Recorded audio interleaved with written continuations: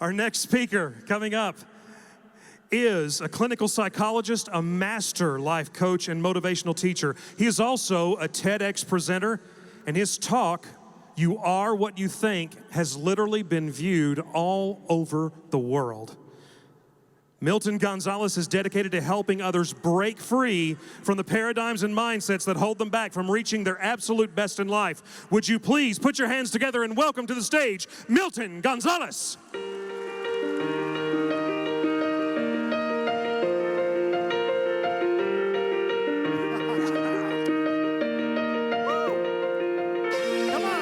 Come on. If you're excited tonight, would you give a great shout?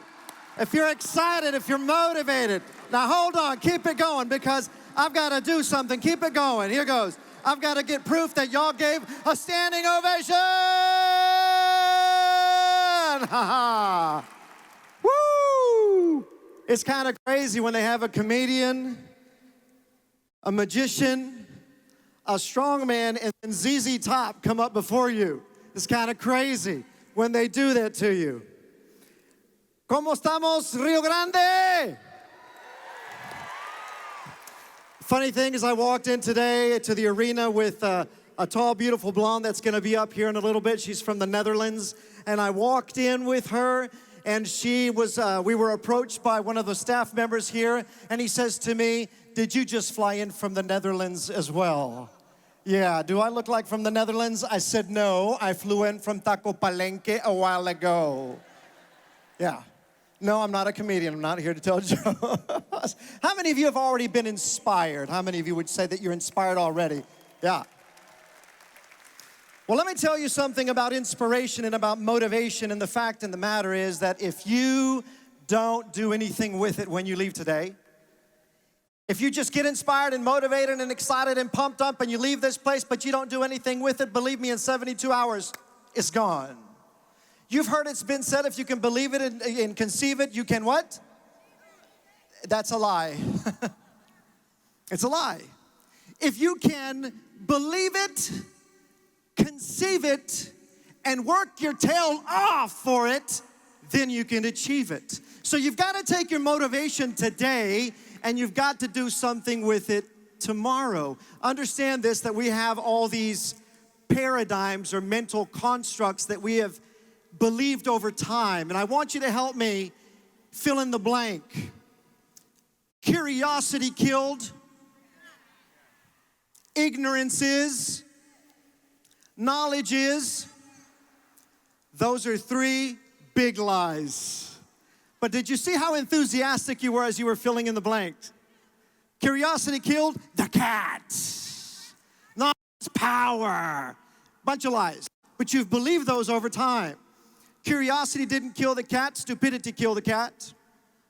Knowledge isn't power. Applied knowledge is power. Ignorance, for instance, is not bliss. Ignorance is death, and it's also poverty. There are certain things that we have believed over time. See, I was inspired by this teacher. She was my 5th grade teacher, Mrs. Falls, and she told me this great story about a guy from the UK. His name was Roger Bannister.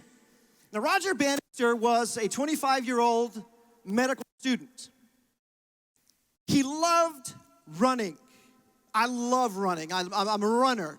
It's what I love to do.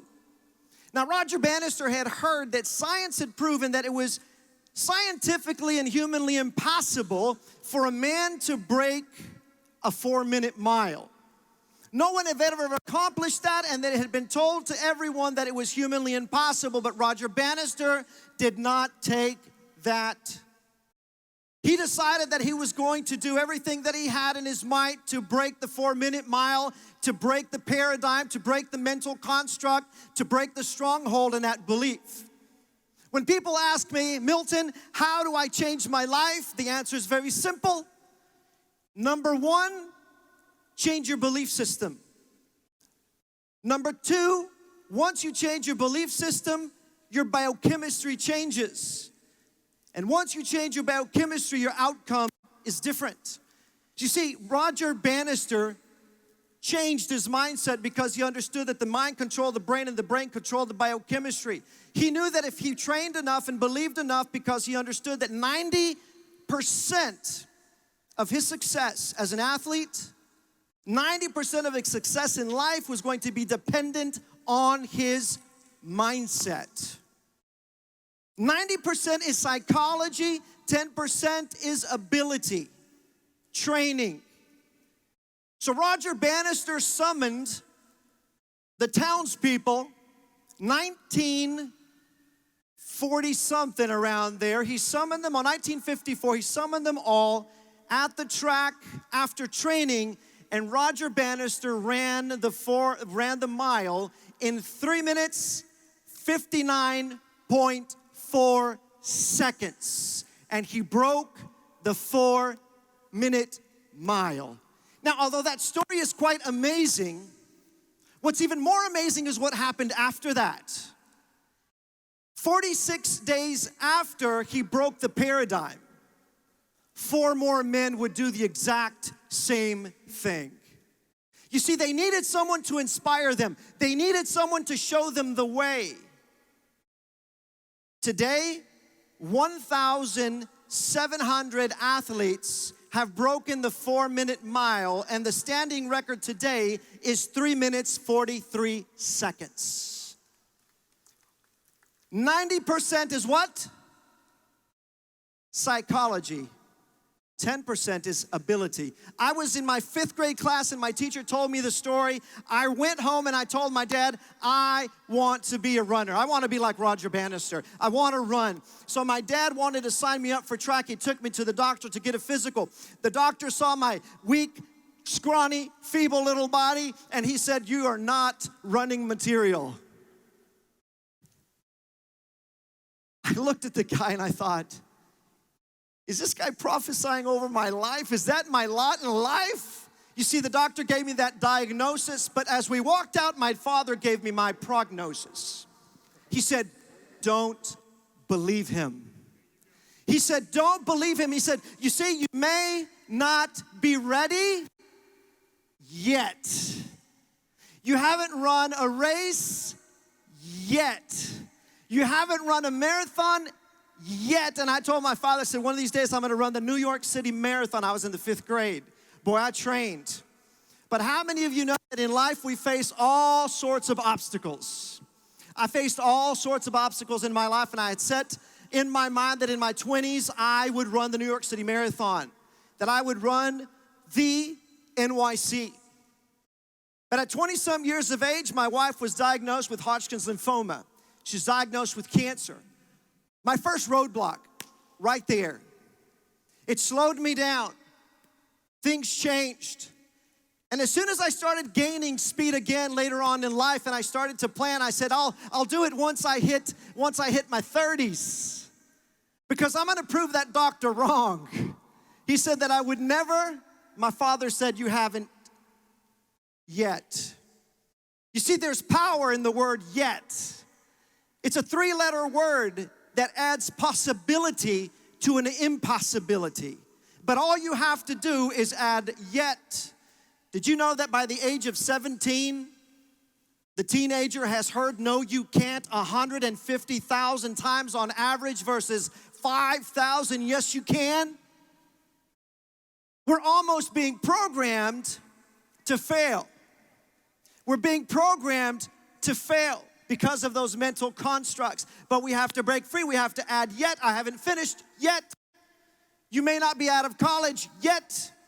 You may have not succeeded yet. So there I was, and in my mid-30s, I said, I'm gonna do this. And in 2007, my wife gave me 3 words. She says to me, Milton, live life in such a way that when you die, the preacher doesn't have to lie about you. I was like, yeah, I'm a preacher too. Preach it. She said, make sure that you live life to add value to other people and don't live by accident, but live intentionally. You see, then that night, she gave me a kiss and we prayed and we went to bed. The following morning, man, I'm pumped every morning. I'm a morning guy. I woke up 5:30 in the morning. I turned around and I looked at her and I did what I did every morning. I said, buenos dias, corazón. And there was no reply. And I tried again and again And there was no reply. I found out that morning that she had passed away in her sleep. 34 years old, raised 14 foster kids, had a 15-year-old son, another roadblock in my life. But we got back on our feet again, and I could hear the words of my father in the back saying, "You haven't done it yet."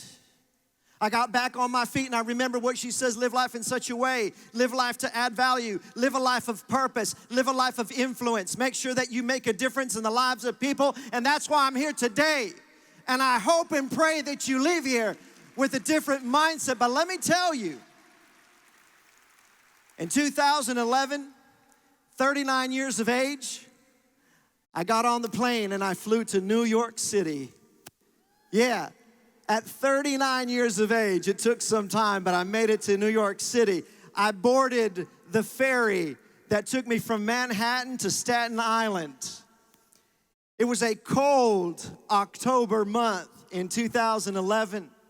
I didn't know how cold it was gonna be. I was in shorts and a tank top. Man, I was ready to go, but freezing to death, and I made it to Staten Island. But as I was on the ferry going to Staten Island, there was a man who was sitting next to me, one of those naysayers, a negative Nancy. If there are any Nancys in the room, I love you, nothing against you. But it was one of those negative people. And he looks at me and he says, "Are you here to run the New York City Marathon?" I said, "I am." He said, "Well, I need to tell you something. When you hit the 18th mile, you're gonna hit a roadblock. It's called the runner's wall. When you hit that roadblock, you're gonna give up. You're gonna give in. You're gonna start walking, everything's gonna start hurting, and you're gonna stop." He says, "Are you ready?" I said, I'm a believer, I'm a pastor. I said, I have the mind of Christ. I can do all things through Christ who gives me strength. I said, so that doesn't move me, that doesn't shake me. So I told myself, I said, self. Actually, I spoke to myself in Spanish. I said, me dije a mí mismo. Keep your eyes on the street. Don't look at the mile markers, because he told me that on the 18th mile I was gonna hit the wall.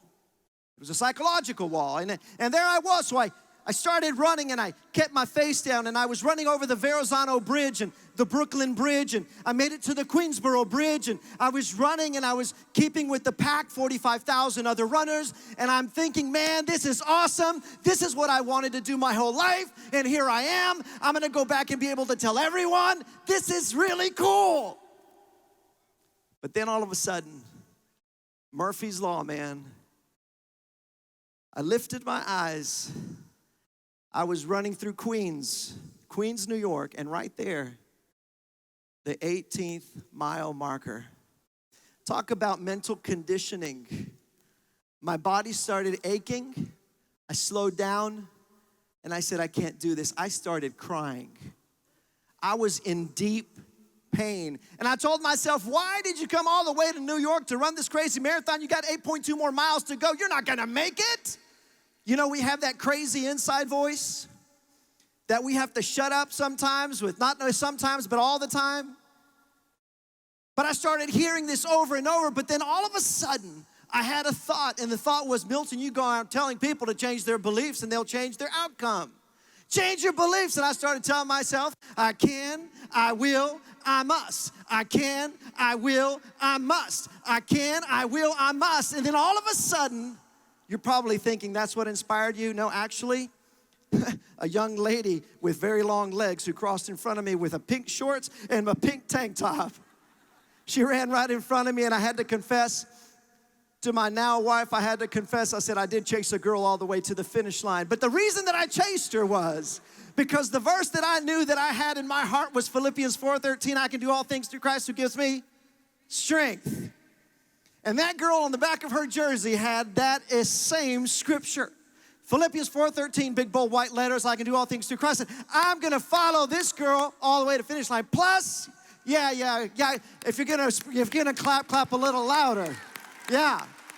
And I told myself, plus your son, my son, David, was on the other side of the finish line with a brand new camera wanting to take the victory picture. So I had to cross that finish line. I remember there was a guy 26-mile mark. I had 0.2 more to go, 0.2 more to go. And this guy standing over here on the sideline eating a Dunkin' Donut, drinking coffee, all snuggled up. He looks at me and he says, finish strong, finish strong. Man, I wanted to slap that guy in the face. I was tired. But I finished strong. You know, I wanted to go back. Yeah, thank you. I wanted to go back to that doctor. And I wanted to go back to that doctor and I wanted to say, here's New York. Here's New York. Here's Chicago. Here's Dallas. Here's Houston. Here's McAllen. As a matter of fact, doctor, you said I wouldn't, but I did. Thank you. God bless you guys.